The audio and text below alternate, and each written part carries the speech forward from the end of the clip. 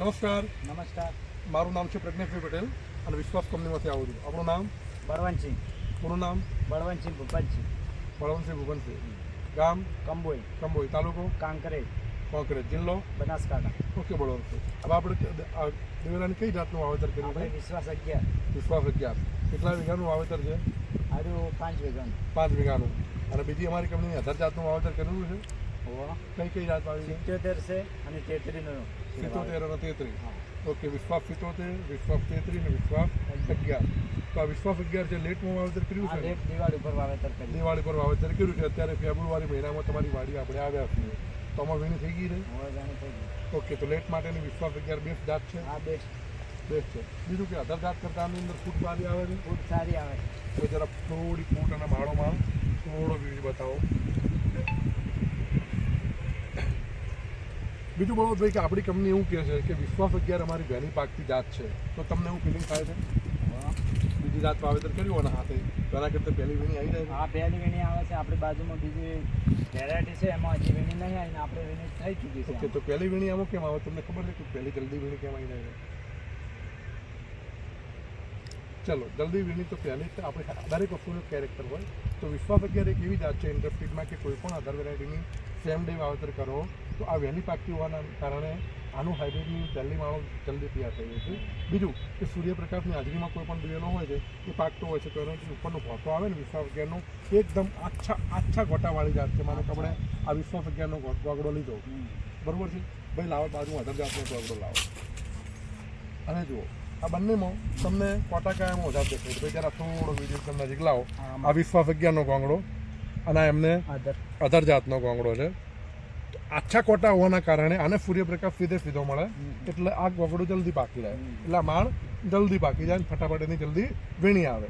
બીજું કે જ્યારે થ્રેસર આવે ને એક વીણી તમે એક ટોલું આની વીણી ભરો, એક ટોલું આની વીણી ભરો, પોતરી કાયામાં વધારે નીકળે, પેલામાં વધારે નીકળે કેમ કે ઉપર કોટાની સંખ્યા વધુ છે, આની પર કોટાની સંખ્યા નિવત છે. બીજું કે વિશ્વાસ 11ની અંદર તમે જુઓ કે જે ફૂટ પડે છે ને ફૂટ એની અંદર જે ડાળી તો ડાળી પણ એકદમ પતલી છે, એકદમ પતલી, એટલે ડોખલા પણ ઓછો નીકળે. જ્યારે અધર જાતમાં ડાળી એકદમ જાડી હોય છે એટલે વજન તમને લાગે પણ એમાંથી માલ નીકળે નહીં. જ્યારે વિશ્વાસ 11માં આ ડાળીઓ એકદમ પતલી છે, તેનું વજન એકલા માલનું જ વજન છે. જ્યારે પેલામાં કેવું છે કે માળો જ લાગી છે પણ માળની અંદર ડોખલાની સંખ્યા ડોખલા વધુ નીકળશે, ફોતરી વધુ નીકળશે. જ્યારે આમાં ફોતરી એકદમ નિહમત નીકળશે અને અધર જાત કરતાં વીણી ફટાફટ આવી જશે. બીજું કે અધર જાતમાં આપણે માનો કે વિશ્વાસ 11માં પાન ઉપર સફેદ પાવડર આવે છે, તો અધર જાતમાં તમારે આવે છે કોઈ જગ્યાએ આ પાવડર? નથી આવતો. ઓકે, તો આનો ફાયદો શું નુકસાન જુઓ. આ વિશ્વાસ 11માં આ પાવડર હોવાના કારણે આમાં પાવડર નથી જોઈ શકો તો આમાં ચૂસ્યા પ્રકારની જીવાત આવે એટલે આમાં કોકડવા આવી જાય. જ્યારે આમાં સારી હોવાના કારણે ચૂસ્યા પ્રકારની જીવાત આવે નહીં એટલે કોકડવાનો રોગ જલ્દી આવે નહીં. તો ખેડૂતોને આમાં નહીં કહેતા કે રોગ પ્રતિકારક શક્તિ વધુ છે. તો વિશ્વાસ 11માં આ પણ એક વધારાનો ફાયદો છે. પહેલી વીણી આવી, ત્રિબલ સારી હોવાના કારણે ચૂસ્યા ઓછા આવે. બીજું કે વિશ્વાસ 11 તમે આ વાવેતર કર્યું 5 વીઘા, કોઈ જગ્યાએ સુકારો આવે છે તમારે? કોઈ જગ્યાએ સુકારો નથી આવતો. પછી આપણે ફૂલ્યો કહેતા હોય છે ખેડૂતો, બનાસકાંઠામાં ફૂલ્યો, કુકરી, તો ફૂલ્યો આવે છે? કોઈ જગ્યાએ ફૂલ્યો નથી આવતો. ભાઈ થોડો જરાક વિડીયો થોડા ભાગમાં જરા બતાવો તો કે ભાઈ જો વિશ્વાસ 11 કોઈ જગ્યાએ ફૂલ્યો નથી, કોઈ જગ્યાએ ફુકારો નથી.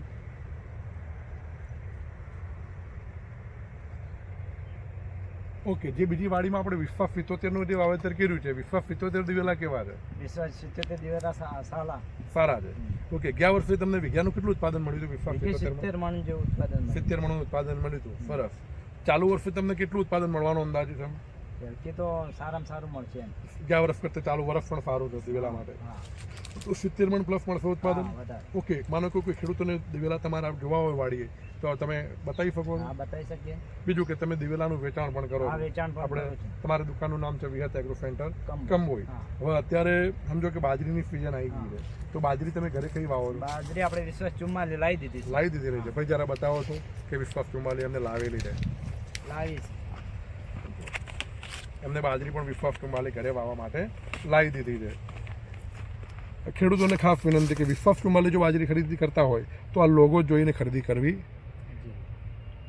એટલે છેતરાવાનો કોઈ ભય રહે નહીં. કેમ કે વિશ્વાસ નામે આ લોગો સાથે લોગો ટ્રેડમાર્ક છે કંપનીનો, લોગો જોઈને ખરીદી કરવી. ઓકે, હવે વિશ્વાસ 44 ગયા વર્ષે તમે વાવેતર કરેલું બળવંતજી? ઓકે, કેટલા વીઘા વાવેતર કર્યું હતું? 4 વીઘાનું વાવેતર હતું સાહેબ. 4 વીઘાનું. કેટલું વીઘે ઉત્પાદન કેવું મળ્યું? વીઘે 65 મણનું ઉત્પાદન મળ્યું. 65 મણનું ઉત્પાદન મળ્યું. સરસ. પછી આની જે હાઈટ ખરી કેટલી થાય છે? 6.5 થી 7 ફૂટની હાઈટ. 6.5 થી 7 ફૂટની હાઈટ થાય છે બનાસકાંઠામાં. સરસ. પછી આનું બાજરિયું એકદમ કોમ્પેક્ટ આવે છે. હા, રેડી આવે.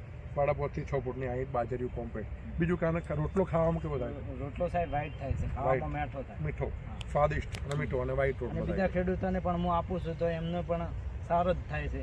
બરોબર. બીજું કે તમારી યુટ્યુબની તમે ચેનલ બનાવી લીધી છે, એ ચેનલનું નામ શું છે? વિહત એગ્રો સેન્ટર કંબોઈ. વિહત એગ્રો સેન્ટર કંબોઈ બળવંતસિંહની ચેનલ છે.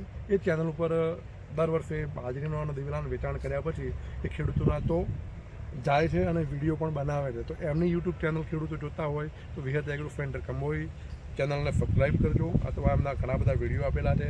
એમાં બાજરીના પણ વિડીયો છે. દિવેલામાં વિશ્વાસ 77, વિશ્વાસ 11 અને વિશ્વાસ 33 અલગ અલગ ગામના ખેડૂતોના મોબાઈલ નંબર સાથે વિડીયો આપેલા છે. તો જે બીજા કોઈ ખેડૂતો જોતા હોય તો ખેડૂતોને પૂછા કરવી હોય તે નંબર પર પૂછા કરી શકે છે. અને બળવંતસિંહ તમારો મોબાઈલ નંબર? 63 55 39 80 34. ઓકે.